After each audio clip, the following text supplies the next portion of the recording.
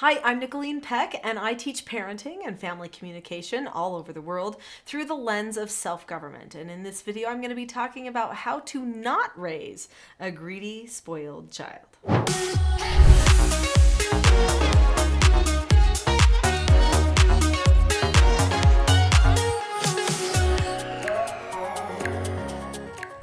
In this video, I'm going to be talking about what that greedy, spoiled behavior kind of looks like so that we can make sure we identify what's going on. And then I'm going to share with you some key things that you can do to make sure that you don't raise a spoiled child of your own.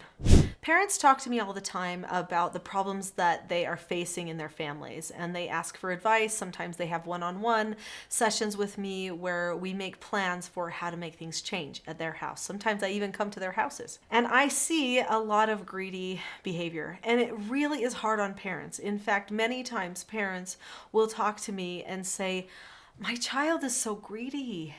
They only think about what they get all the time. How do I do this?" In fact, a parent said to me recently, "Nicolene, at Christmas time, my children just think about what they get. We try to teach them about what to give, but it's almost like they don't even get it." And I feel like because our family has a decent amount of money, that we've somehow ruined our children, that they're never going to get those vital lessons for giving to others. I think this is why the old myth about the coal in the stocking was probably invented, that there was a child or maybe a group of children who were getting really greedy, and maybe some parents, I'm making this up obviously, but maybe some parents got together and said, "You know what? Our children do not need stuff anymore. Let's warn them. Let's tell them, listen, if you can't focus on giving to other people, if you're just going to be so greedy and spoiled and you're not going to be nice," because that's usually what it looks like, is somebody's not nice and they're expecting things all the time and they complain about things all the time. If you're not going to be nice, then guess what? You're going to get a lump of coal. Santa will know, right? He sees you when you're sleeping. I think that that's probably one of the reasons that that was developed, just to help children have a little bit of that understanding that people notice, okay? People notice when you behave this way. Let's fix it now. So what can we do? How can we help our children not be greedy and spoiled, especially when we live in such a convenient, affluent time to be alive? We have everything at our fingertips. We don't even hardly have to wait for anything. In fact, that's one thing we've got to teach our children, is to wait. Delayed gratification is a principle that leads to greatness. And I think a lot of times our children do not have to wait for anything. So teaching them to wait, giving them a no answer until something later is going to happen, is actually a really healthy thing. Let's talk about some other healthy things that we can be teaching our children so that they don't become greedy and spoiled. Before I talk about these other suggestions that I have, hit that subscribe button. You're not going to want to miss the videos on this channel. They all relate to child rearing, and they are vital for your own self-government success. Teaching children to work is super important. I don't know how many families I visit with that want me to mentor them and train them. And I say, "Okay, well, what are your children's daily jobs?" And they say, well, they have to make their bed, and that's about all they can come up with. They make their bed, they get dressed, they have to brush their teeth. Okay, those are hygiene issues. You don't want bugs in the bed, bugs on your teeth, and bugs on your body, right? So you shower. Those are just hygiene. That's not necessarily chores, and it certainly doesn't help anyone else out except for themselves. If you want your child to not be greedy, then you have to have them serve other people. So service to others as a family as well as individually, doing kind acts for each other is going to be really good, but also teaching them to serve the family by doing daily work, weekly work. So in our family, we work together as a family, sometimes for even multiple hours in a day, especially in the summertime when we have a lot of gardening and things to do. We do a lot of family work together. So teach your children to work by working with them. That's going to show them this is the way we live our life, right? We serve, we give, we work hard.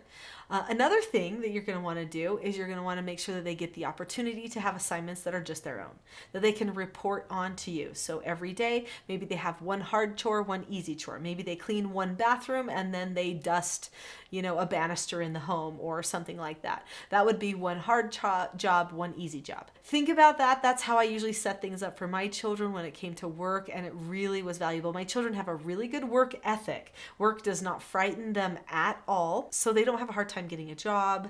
They're very employable, but they also are dependable. They're people that are called upon by others when something needs to get done. They know that those children will do it. Or now they're adults, but you get the idea. So teaching work, super important. Also, we need to teach our children how to communicate. So often children will develop greedy habits because they don't actually know how to communicate with other people and get things their way without just being snotty and spoiled. So instead, let's teach them important skills. Skills like following instructions, accepting no answers and criticism, accepting consequences, and their favorite one, hopefully, disagreeing appropriately. If they can learn how to disagree appropriately with other people, then hopefully that will lead to more mature dialogue and conversation instead of the immature, snotty, greedy stuff. Super important. When we teach our children to follow instructions, accept no answers, accept criticism, those are other key skills for communication too. They may seem like they're just obedience skills, but no, they teach a person how to look at somebody when they're talking to them, keep a calm face, voice, and body, say okay or use that disagree appropriately skill, follow through on tasks, and then check back afterwards. So they even teaches them accountability. Accountability is a vital lesson for a person to learn so that they do not develop selfishness and greediness that comes with being spoiled. So the no-brainer is don't buy your child everything they ask for. Don't sign them up for everything they want. Don't make a big deal of every single talent that they have. Sure, they might have gifts. Let them work on it. Struggle with it a little bit. Don't make life so easy. If a person has to struggle a little bit more, they won't be so demanding of everybody else. They'll appreciate other people's work as well. And when it comes to gift giving time, maybe simplify it. One thing we did in our family, because we noticed a greediness problem early on because we were able to give so many gifts to our children, is we decided at Christmas time that we would give 3 gifts. You don't have to do this, but think of a system that works for you. We decided that Christ received gold, frankincense, and myrrh, and so in our family, we were going to give gold, frankincense, and myrrh. Not those real things, but gold was something they wanted, frankincense something they needed, myrrh a family gift. And then of course we'd put some little things in their stocking. But that made it so that they weren't going to be just opening and what's next and what's next and oh, I don't like that one. Those are the greedy, selfish ones, right? That you give them something and they can't even appreciate it.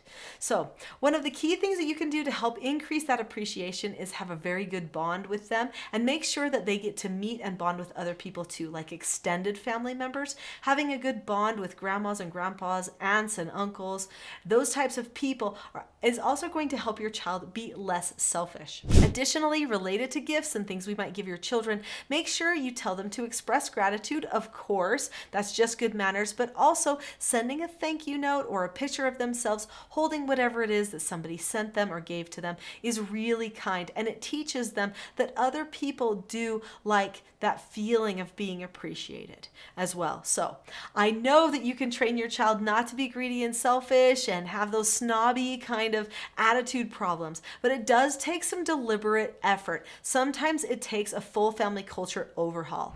I would like to help you with that. In fact, I have put a full class here on the Teaching Self-Government channel to help with that. What type of an environment works best? Well, I know it's a self-governing environment. So I have a class called The Not So Known Secret for Parenting Success that goes into how you can incorporate self-government skills and principles into your family and increase that unity and bonding that you are looking for. So click on the link to The Not So Known Secret for Parenting Success right now.